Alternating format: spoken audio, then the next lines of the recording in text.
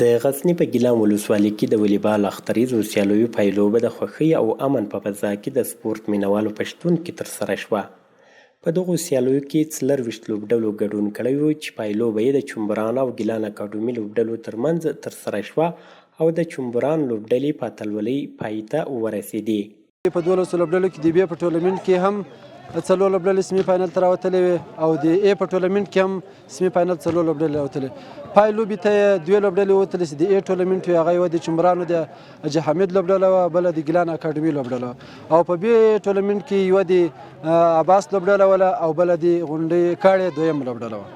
الحمدلله ډېره ښه لوبه وله، ښه فاینل و، له ډېره لرې ځایو څخه میلمانه راغلي ول او الحمدلله موږ دلته ډېر ښه امنیت و. له اسلامي امارت څخه هم مننه کوو چې دلته له موږ سره ډېرې همکارۍ کړې دي او موږ ته ډېره ښه زمینه د ورزش باره کې برابره کړې وه. ځوانان وایي دا ډول لوبې کولی شي د خلکو ترمنځ د مینې او یووالي روحیه پیاوړې کړي.